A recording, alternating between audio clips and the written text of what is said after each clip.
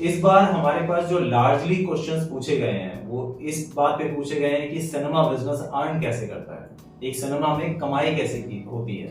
दूसरा उसमें जो क्वेश्चन सबसे ज्यादा पूछा गया है वो ये है कि अगर हमारे पास एरिया है, जगह है, तो हम उसमें 2 स्क्रीन बनाएं, 3 स्क्रीन बनाएं या कितने स्क्रीन का सिनेमा बनाएं, वो कैसे तय किया जाता है। तो आपके इन दोनों सवालों का आज के वीडियो में हम जवाब देने की कोशिश करेंगे।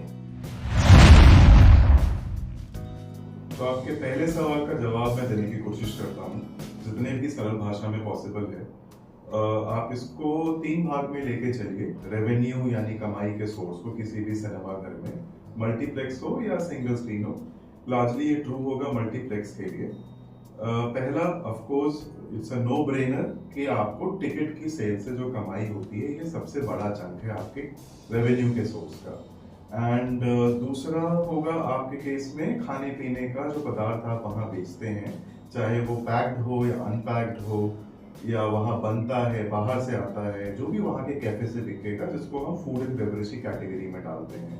और तीसरा सोर्स जो है वो मिला जुला सोर्स है, जिसमें कि आपके एडवर्टीजमेंट इनकम हो सकता है, कोई कियोस्क लगा है, कोई वहाँ पे डिस्प्ले लगा है, या कोई भी वहाँ की ऑफ स्क्रीन या ऑन स्क्रीन की चीज़ों को अगर आप कमर्शलाइज या कैपिटलाइज कर सकते हैं बेच के, तो वो तीसरा सोर्स है।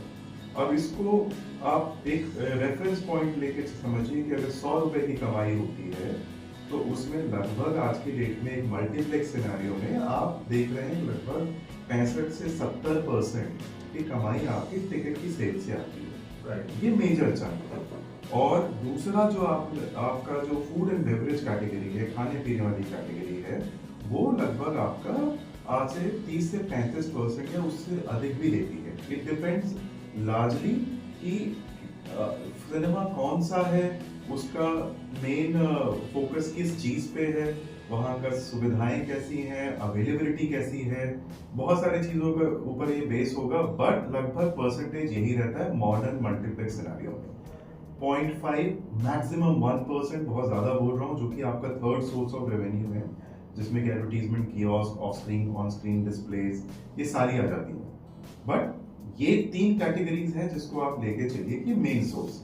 इसमें गौर करने वाली एक बात है जो कि काफी इंपॉर्टेंट है कि सिर्फ कमाई को निर्धारित करके आप ये नहीं देख सकते कि ये फायदा किसमें ज्यादा है। आपको इसमें टैक्स और इसमें लागत का भी खर्चा का अंदाजा होना चाहिए। अगर 100 रुपए के ऊपर कोई टिकट की दर है तो उस पर हमको 18% का जीएसटी देना होता है। तो मान के चलिए कि modern cinemas are selling tickets upwards of 100 rupees and will take taxation at 18% GST इस केस में। और जो फिल्म जो आप चलाते हैं अपने थिएटर में, उसको लेने का भी एक फिल्म हायर जैसा खर्चा होता है जो डिस्ट्रीब्यूटर से लिया जाता है, जो कि for the sake of simplicity मैं 50 से 55% आपको बता रहा हूँ। ये बहुत वेरी करेगा, कंडीशंस बहुत अलग हैं, इस पर हम अलग से वीडियो बनाएंगे जिसमें कि आपको जानकारी मिलेगी। तो आप ये समझिए कि एक 100 रुपए की टिकट पे आपको 12%, 100 रुपए के ऊपर के 18%, जनरल जो भी आपकी टिकट प्राइस आएगी महीने की एवरेज आउट करके उस पर आपको लगभग 18% देना पड़ेगा। और 50 से 55% उसके बाद आपका डिस्ट्रीब्यूटर को जाएगा जिनसे आपने पिक्चरें ली है, फिल्म ली है। वहीं पे अगर आप फूड एंड बेवरेज के कैटेगरी को देखेंगे तो उसमें जो जीएसटी एप्लीकेबल है वो सिर्फ मात्र 5% है। और इसकी लागत, जो खाना बनाएंगे बेचेंगे, उसकी एक लागत है, फूड कॉस्ट बोलते हैं या कॉस्ट ऑफ गुड्स सोल्ड बोलते हैं उसको, वो रेंज करती है आपकी 27 से लेके 33-35%। अगेन इसमें कैटेगरीज होंगी, खाने का कौन सा पदार्थ बेच रहे हैं, एमआरपी है, नॉन एमआरपी है। तो ये जो रेंज मैं आपको बता रहा हूँ, इस रेंज के बीच में ये चीजें घूमती हैं। बहुत ही फाइन लाइन जैसा आपने कुछ कैटेगरी बनाया तो ऑफकोर्स उनकी जो फूड कॉस्ट है, जो लागत है, वो बढ़ जाएगी। अगर आप प्राइसिंग ऊपर नीचे करते हैं तो ये फूड कॉस्ट उस हिसाब से वेरी करती है। तो इसीलिए आप अगर नोटिस करें, आप एक 200 रुपए की टिकट, 150 रुपए की टिकट लेके जाते हैं एज एन इंडिविजुअल, बट जब आप जो खर्चा करते हैं खाने पीने पे, वो आज की डेट में किसी मॉडर्न मल्टीप्लेक्स में कम से कम 2.5 गुना है। तो आप और कुछ नहीं तो 500 रुपए पर हेड खर्च करके आएंगे 200 रुपए टिकट लेने के बाद खाने की।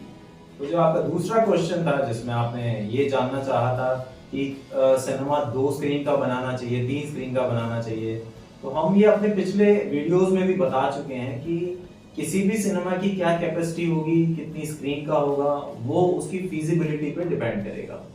अब फिजिबिलिटी क्या होती है मैं फिर से बताना चाहूंगा। फिजिबिलिटी ये होती है कि उस एरिया में कितनी पॉपुलेशन है, आसपास और कितने कंपटीशन में आपके पास सिनेमाज हैं, तो आपको किस रेंज पे जाना चाहिए।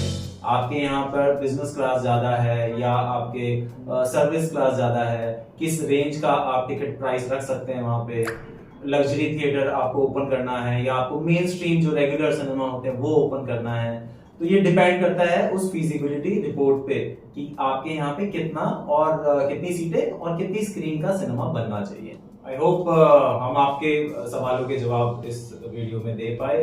आपके अभी भी अगर कोई क्वेश्चंस हैं, इनके बाद भी कोई क्वेरीज आती हैं, तो आप कमेंट सेक्शन में अपनी क्वेरी रेज कर सकते हैं या दिए हुए नंबर्स पे कांटेक्ट भी कर सकते हैं। Thank you so much. Thank you.